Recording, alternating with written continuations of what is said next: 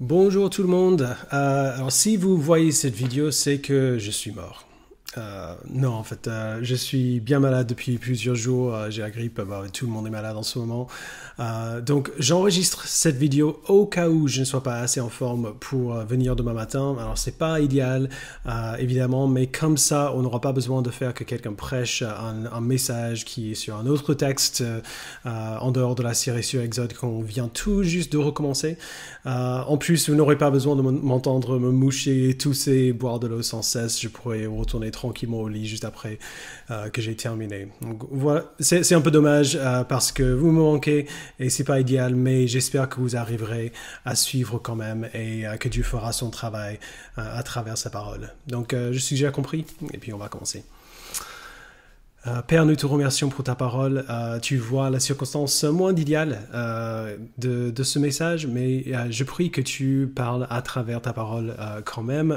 Tu n'es pas limité par la technologie ou par quoi que ce soit d'autre, mais tu sais nous parler à travers tous les moyens tant que ta parole est fidèlement annoncée. Donc je prie que tu m'aides à faire ça, que tu m'aides à tenir le coup pendant cet enregistrement et que tout le monde arrive à suivre et soit nourri par ta parole en dépit des circonstances. Merci Père, au nom de ton Fils, nous le prions. Amen. Alors, je parle souvent aux gens qui sont très attachés à l'endroit, ou la région ou la ville où ils ont grandi. J'aime bien cette idée, mais je ne la comprends pas totalement parce que je n'ai jamais eu de vraie région à moi. J'ai jamais eu un vrai chez moi. Quand j'étais jeune, on déménageait tous les 4 ou 5 ans dans un nouvel État aux États-Unis.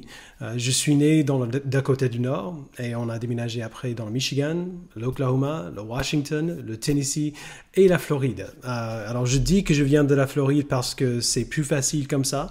Ma famille est toujours là-bas et j'aime la Floride, mais je n'ai pas d'attachement réel à un endroit en particulier. Pour moi, quand je pense à chez moi, c'est là où se trouvent les gens qui me sont proches. Quand j'étais jeune, j'étais chez moi, là où se trouvaient mes parents et mes deux frères. Maintenant, c'est là où se trouvent Lohan, Jack et Zadie. Lorsque nous rencontrons le peuple de Dieu dans le livre de l'Exode, c'est la même chose. Ils n'ont jamais vraiment eu de patrie. Abraham a commencé dans un endroit et puis s'est installé dans un autre. Et en l'espace de quelques générations, sa famille s'est retrouvée en Égypte. Ils sont restés en Égypte pendant plusieurs siècles, mais ce n'était pas leur pays. Ils y étaient d'abord des invités et puis des esclaves après. Alors dans la première moitié de ce livre, dans Exode 1 à 24 qu'on a vu au printemps et que Joe nous a résumé la semaine dernière, Dieu est venu les libérer de l'esclavage, les a fait sortir d'Égypte. Il a conclu une alliance avec eux, il leur a promis un pays qui serait vraiment leur pays à eux. C'était une promesse qui aurait été énorme pour eux, un pays où ils pourraient enfin s'enraciner. Mais avant qu'ils arrivent dans ce pays-là, Dieu veut qu'ils comprennent que même la terre promise n'est pas la patrie qu'ils recherchent. Tout comme mon vrai chez moi, c'est là où se trouve ma famille, la vraie patrie, le vrai chez eux du peuple de Dieu, c'est là où Dieu se trouve. Et c'est ce que nous voyons dans le tabernacle. Du coup, pour situer le contexte, à la fin du chapitre 24, nous lisons « Moïse pénétra au milieu de la nuée et continua de gravir la montagne. Il y resta 40 jours et 40 nuits. » C'est là que nous nous trouvons. Dieu a déjà donné à Moïse un certain nombre de lois, mais maintenant Moïse est sur la montagne, dans la nuée de la présence de Dieu. À partir de maintenant, toutes ces questions relatives à l'alliance et à la manière dont les Israélites sont censés respecter cette alliance, toutes ces questions sont au premier plan maintenant. Alors c'est par du coup, lorsque Dieu rentre dans les détails de l'alliance, qui commence par le tabernacle. La question que nous voulons nous poser en voyant ces instructions sur la manière de construire le tabernacle est la suivante. Quelle est l'idée principale? Quelle est l'histoire que Dieu raconte à travers ces instructions qu'il donne? Et voici l'histoire qu'il raconte. C'est que Dieu fait sa demeure parmi son peuple. Dieu s'installe au milieu de son peuple. Et par conséquent, son peuple trouve leur vraie demeure à eux en lui. Dieu dit à Moïse dans le chapitre 25, verset 8, il dit « donc les Israélites me feront un sanctuaire et j'habiterai au milieu d'eux. » Alors, si vous écrivez dans votre Bible, ce que vous pouvez très bien faire d'ailleurs, il faudrait souligner la deuxième moitié de ce verset. J'habiterai au milieu d'eux. Exode 25, verset 8, c'est toute l'histoire de la Bible en miniature. Alors, aussi rapidement que possible, il faut voir la disposition de ce sanctuaire, de ce tabernacle que Dieu ordonne au peuple de construire. Alors tout d'abord, on voit en chapitre 25, versets 1 à 9, que Moïse doit ordonner aux Israélites de faire une offrande. De l'or, de l'argent, du bronze, de plein de matériaux variés et précieux. Comme Joe l'a dit la semaine dernière, c'est la tente la plus chère de l'histoire. Alors comment est-ce que le peuple d'Israël, qui était après tout esclave en Égypte avant, comment est-ce qu'ils ont pu disposer de toutes ces choses pour contribuer à la construction du tabernacle? En fait, on a vu cela au chapitre 12. Avant de quitter l'Égypte, le peuple a fait ce que Dieu lui demandait, est allé demander aux Égyptiens des bijoux en argent et en or, des vêtements de grande qualité. Nous lisons dans le chapitre 12, verset 36, « L'Éternel gagna au peuple la faveur des Égyptiens, qui répondirent positivement à leurs demandes. Ils dépouillèrent ainsi les Égyptiens. » Dieu a fait en sorte que le peuple ait toutes ses richesses lorsqu'ils ont quitté l'Égypte. Mais ces richesses n'étaient pas destinées aux Israélites personnellement, elles étaient destinées à la construction du tabernacle. Alors, ils font cette offrande et ensuite Dieu commence à décrire le tabernacle lui-même. Il commence par le centre et procède vers l'extérieur ensuite. Tout d'abord, nous voyons l'Arche de l'Alliance. Il s'agit essentiellement d'une boîte en bois qu'on couvrait d'or et de sculptures ornementales. Alors, l'Arche de l'Alliance est une sorte de trône pour Dieu. C'est là où sa présence reste lorsqu'il parle.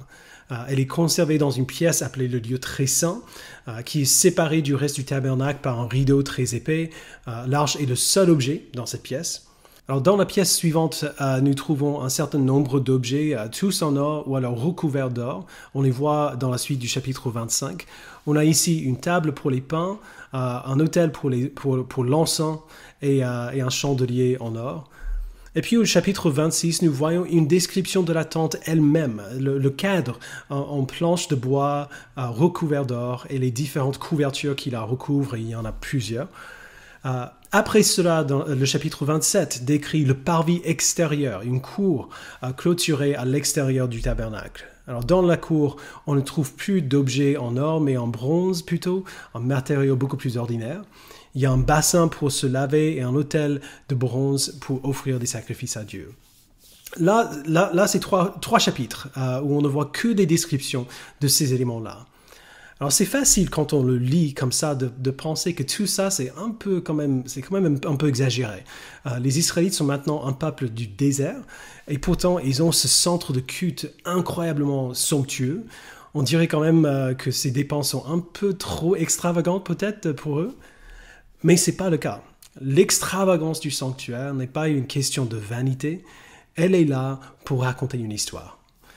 Ça a toujours été une des choses que je préfère, que j'aime beaucoup à propos de Dieu, tel qu'il est décrit dans la Bible. Dieu raconte toujours des histoires. Dans son ministère public, Jésus raconte constamment des histoires. Dieu raconte des histoires en donnant la Bible elle-même, en inspirant les hommes à raconter l'histoire du peuple d'Israël et puis l'Église par la suite. Mais Dieu raconte aussi des histoires par la manière dont il choisit de faire ce qu'il fait. Ces instructions très détaillées pour cette tente très ornée ne sont pas inutiles. Le tabernacle raconte une histoire.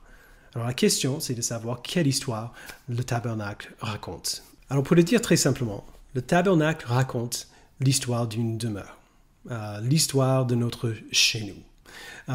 Tout d'abord, il raconte l'histoire de la demeure que l'humanité a perdue. Si vous regardez les détails du tabernacle, il y a des échos du jardin d'Éden partout dans cette tente.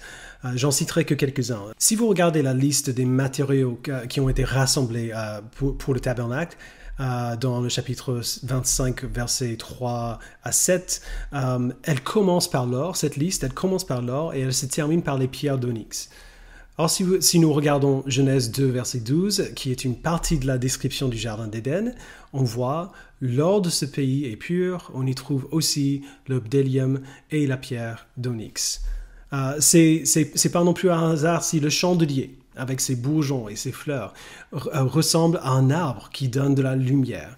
Il rappelle l'arbre de vie du Jardin d'Éden. Avant que le péché n'entre dans le monde, Dieu a confié à Adam la tâche de cultiver et de garder la création. On le voit dans Genèse 2,15. Adam, dans le jardin, est décrit d'une manière assez similaire au prêtre dans le tabernacle plus tard. Et le plus important, bien sûr, c'est le fait que Dieu est présent ici. Le Jardin d'Éden était un lieu où Dieu marchait avec l'homme qu'il a créé, où il demeurait avec l'humanité. Et dans le tabernacle, la présence de Dieu reviendra parmi son peuple. Alors les éléments qu'on voit dans le tabernacle sont une sorte de rappel visuel du Jardin d'Éden, la demeure que l'humanité avait perdue. Et on y reviendra dans une minute. Mais le tabernacle n'est pas seulement un regard en arrière sur la demeure que le peuple avait perdue, il indique également la demeure que le peuple va gagner. Il raconte l'histoire non seulement de son passé, mais de son avenir. Regardez à nouveau au mobilier du tabernacle. Tout d'abord, si on commence par l'arche de nouveau. L'arche de l'Alliance est le lieu où Dieu régnera avec son peuple. Où il régnera sur son peuple plutôt. Exode 25, verset 22, il dit « C'est là que je te rencontrerai du haut du propitiatoire, donc c'est le couvercle, entre les deux chérubins placés sur l'arche du témoignage. Je te donnerai tous mes ordres pour les Israélites. » Tim Chester écrit « En Éden, l'humanité a rejeté l'autorité de notre Père Céleste. Le résultat a été le chaos, le conflit et la condamnation. Mais dans la nouvelle maison de Dieu, il rétablira son règne d'amour qui donne la vie. » Ce retour du règne de Dieu parmi son peuple qu'on voit dans le tabernacle est merveilleux. Mais ce n'est que le début. C'est une anticipation de ce qui va suivre. Dans le livre de l'Apocalypse, chapitre 22, verset 3, je vais citer ce chapitre pas mal de fois aujourd'hui. Dans la glorieuse vision de Jean des nouveaux cieux et de la nouvelle terre, il dit qu'en ce lieu, dans ce jardin parfait, dans ces nouveaux cieux et la nouvelle terre, il dit « Il n'y aura plus de malédiction. Le trône de Dieu et de l'agneau sera dans la ville. Ses serviteurs lui rendront un culte. » Le règne parfait de Dieu parmi son peuple dans un lieu de culte pour toute l'éternité. Alors après l'arche, on a la table pour les pains. Rien ne dit chez moi mieux qu'une table à manger. Le repas de famille, c'est souvent le centre de la vie de famille. Cette table pour les pains ne devrait pas nous surprendre si on a suivi l'Exode jusqu'ici. Vous vous rappelez, le premier grand défi auquel le peuple a été confronté après avoir quitté l'Égypte, c'était son besoin de nourriture. Et qu'est-ce que Dieu leur a donné? Il leur a donné du pain, de la viande et de l'eau. C'est un commandement de Dieu qui stipule que chaque fois que le tabernacle est dressé, il doit toujours y avoir du pain sur cette table. Alors ce pain sert de rappel au peuple que leur Dieu est un Dieu qui pourvoit à ses besoins. Comme il a fait dans le passé en leur donnant la manne dans le désert, il le fera dans l'avenir aussi, lorsqu'il les fera entrer dans les bénédictions de la terre promise de Canaan. Mais c'est aussi une promesse de sa provision éternelle, bien au-delà de la terre promise. Encore une fois, Apocalypse 22, cette fois-ci au verset 1. Puis il me montra le fleuve d'eau de la vie, limpide comme du cristal, qui sortait du trône de Dieu et de l'agneau. Au milieu de la place de la ville et entre les deux bras du fleuve se trouvait l'arbre de vie qui produit 12 récoltes. Il donne son fruit chaque mois et ses feuilles servent à la guérison des nations. Dans les nouveaux cieux et la nouvelle terre, il y aura des provisions parfaites pour tout le peuple de Dieu, pour toute l'éternité, de la nourriture non seulement pour se nourrir, mais aussi pour se guérir, la provision et la santé éternelle. Et c'est pareil pour le chandelier. La tente était recouverte de plusieurs couches de matériaux tellement épais qu'il aurait fait une nuit noire à l'intérieur. La lampe qui est là, le chandelier, donne de la lumière dans ce noir. Le Dieu d'Israël est le Dieu qui donne de la lumière là où il n'y en a pas. Il expose à son peuple qui ils sont, qui il est Dieu, qui lui il est en tant que Dieu. Il leur montre ce qu'est le bien et le mal, son caractère parfait et son désir parfait pour sa création. Ça aussi, c'est une anticipation de ce qui est à venir. Apocalypse encore, cette fois-ci chapitre 21, versets 23 à 25. nous lisons la ville, donc la Nouvelle Jérusalem, n'a besoin ni du soleil, ni de la lune pour l'éclairer, car la gloire de Dieu l'éclaire, et l'agneau est son flambeau. Les nations marcheront à sa lumière, et les rois de la terre y apporteront leur gloire. Ses portes ne seront pas fermées de toute la journée, car il n'y aura plus de nuit. Vous voyez, le tabernacle raconte l'histoire d'une demeure. La demeure que l'humanité a perdue et la demeure que Dieu promet à son peuple pour l'éternité. Mais il y a quelque chose ici dont on n'a pas encore parlé et qui fait absolument partie de l'histoire. L'architecture elle-même du tabernacle ajoute des éléments essentiels qui complexifient un peu cette histoire. Quand on examine la conception du tabernacle, on constate qu'il y a dans le dessin plusieurs barrières entre le peuple et Dieu. D'abord, le lieu très saint, où se trouve l'arche de l'Alliance, est séparé du reste du tabernacle par un rideau très épais.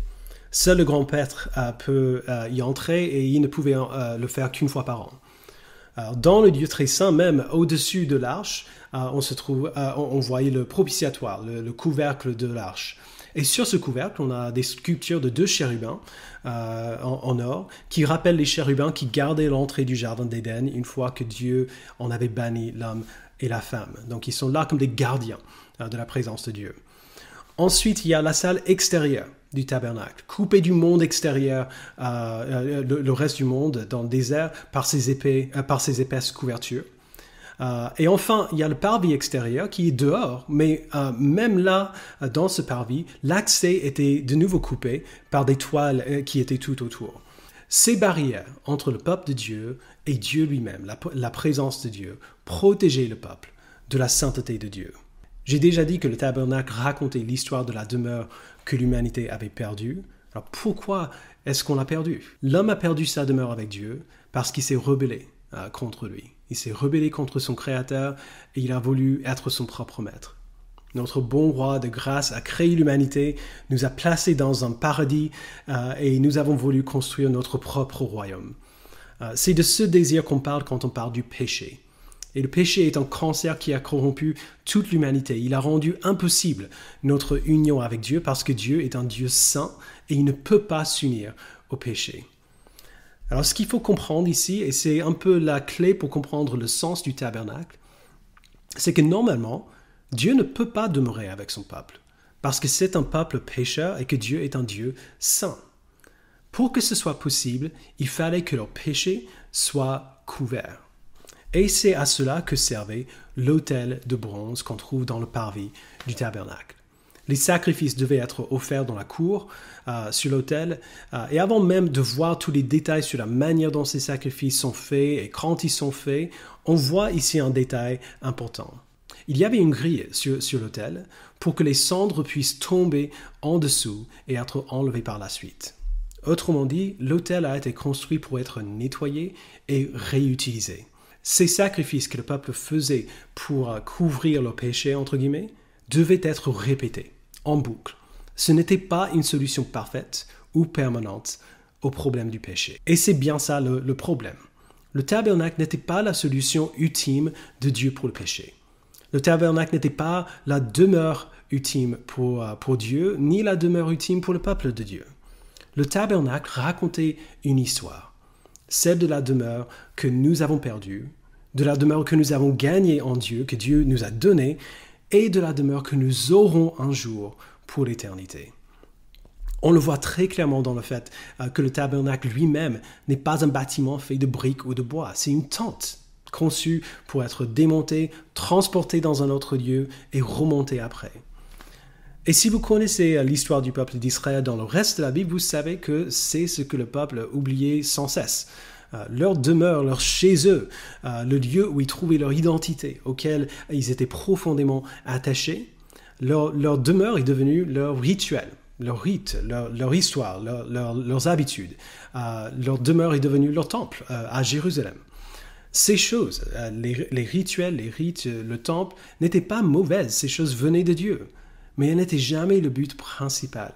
Ces choses étaient des repères, des panneaux indicateurs, des outils de storytelling, entre guillemets, comme on dit, destinés à préparer le peuple à sa véritable demeure. Pour le peuple de Dieu, leur demeure ne devait pas être un lieu statique, ni un ensemble fixe de rituels. La demeure du peuple de Dieu se trouve là où Dieu se trouve. Donc voilà le message du tabernacle, voilà le but. Et plusieurs milliers d'années plus tard, la véritable demeure vers laquelle pointait le tabernacle a commencé à prendre forme. Nous lisons dans Jean chapitre 1 verset 14, « La parole s'est faite homme, et elle a habité parmi nous, pleine de grâce et de vérité, et nous avons contemplé sa gloire, une gloire comme celle du Fils unique venu du Père. » Jean dit que cette parole était Jésus-Christ lui-même fait chair. Et lorsqu'il dit que Jésus a habité parmi nous, le mot qu'il utilise a la même racine que le mot pour tabernacle. Pour le dire autrement, il dit que Jésus a dressé sa tente parmi nous.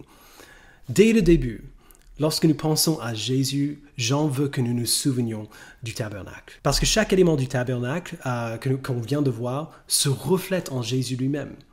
Le sacrifice sur l'autel, le prêtre qui sert d'intermédiaire entre Dieu et le peuple, le chandelier qui éclaire le tabernacle, le pain de la présence, l'arche de l'alliance, tout ça renvoie à Jésus. Jésus est le vrai grand prêtre.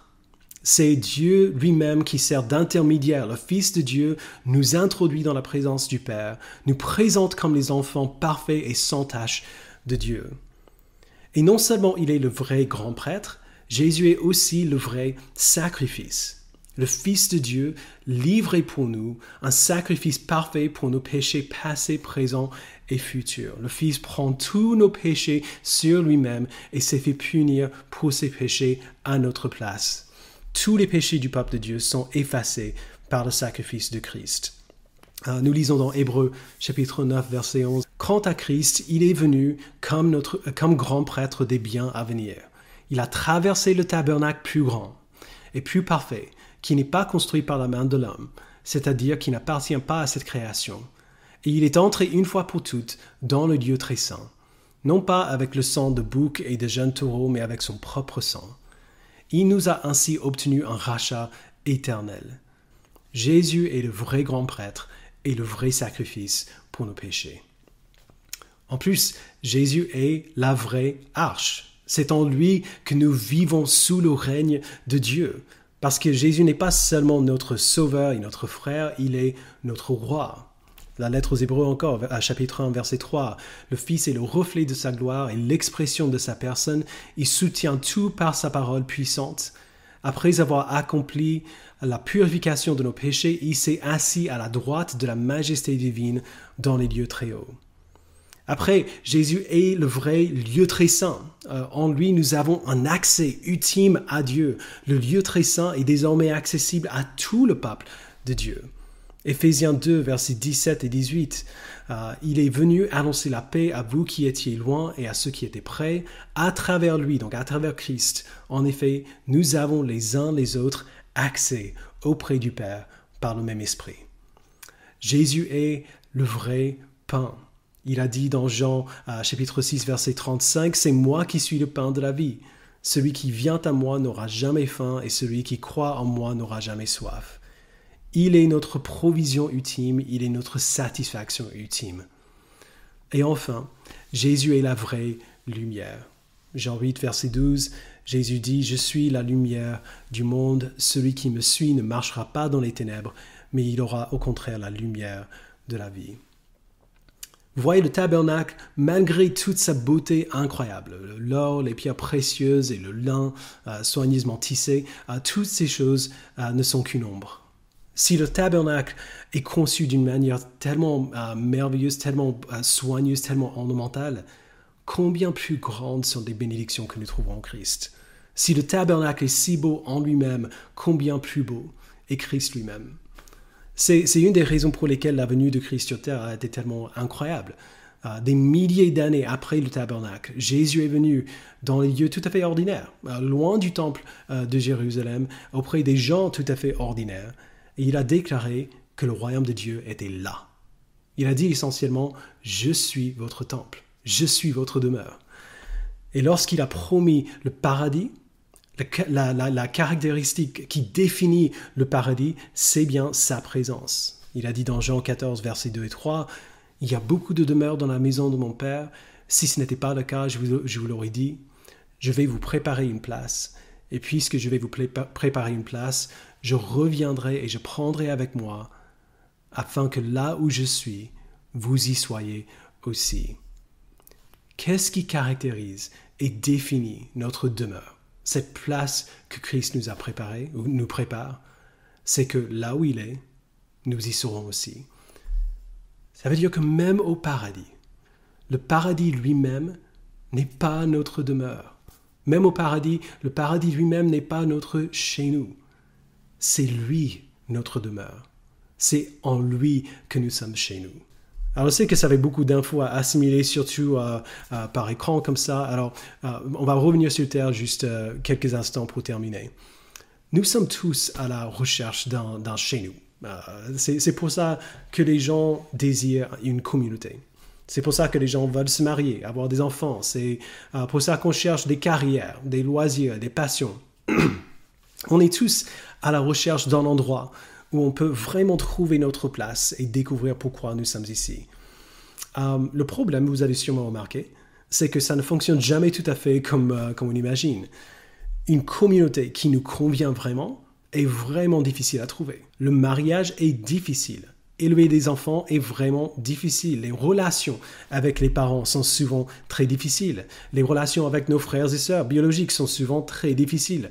Nos carrières peuvent être merveilleuses, mais elles ne produisent jamais les résultats qu'on espérait. Et parfois, on n'arrive même pas à trouver une carrière. Vous voyez, ça ne change rien que nous soyons mariés ou célibataires, parents ou sans enfants, employés ou au chômage, entourés d'amis ou sans amis du tout.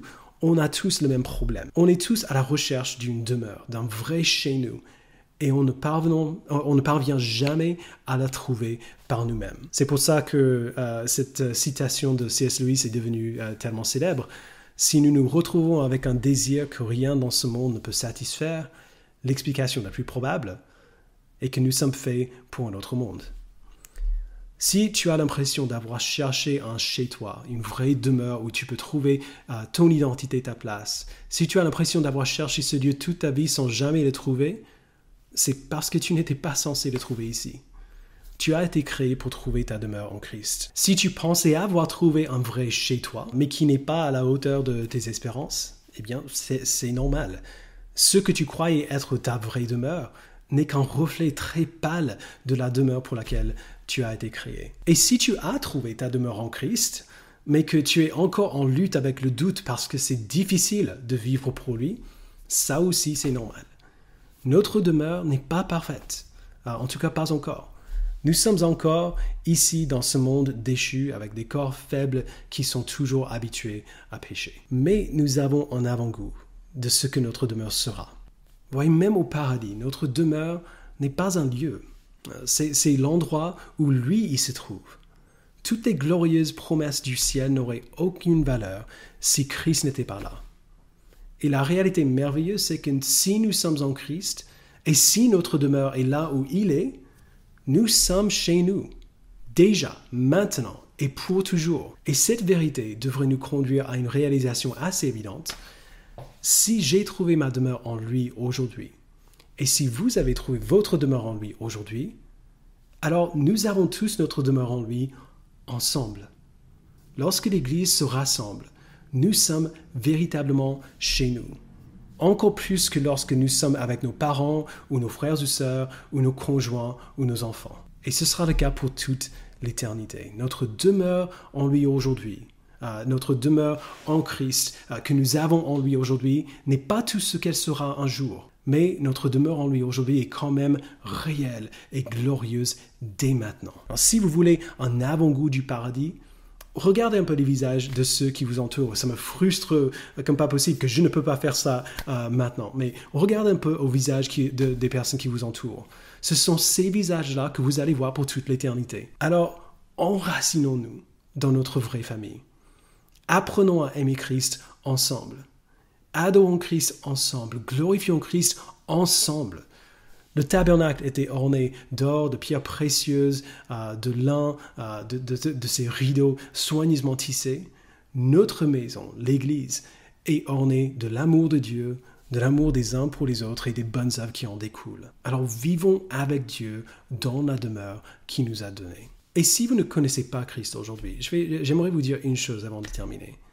Je sais très bien que vous cherchez une demeure, que vous cherchez un chez vous, parce que nous le cherchons tous. Et même si vous vous sentez satisfait aujourd'hui, votre demeure actuelle que vous avez faite pour vous-même ne sera jamais à la hauteur de vos attentes, parce que vous avez été créé pour trouver votre demeure en lui. Alors la bonne nouvelle pour vous, c'est que Christ a supprimé toutes ces barrières entre Dieu et nous, les barrières que nous voyons dans le tabernacle qui séparent le peuple de Dieu, qui le protègent de sa sainteté, toutes ces barrières ont été enlevées par le sacrifice de Christ. Tout ce que nous avons à faire pour être pardonnés de nos péchés et unis à Dieu, c'est de nous repentir de nos péchés et de placer notre foi en lui. On va vous donner l'occasion de faire cela dans quelques instants.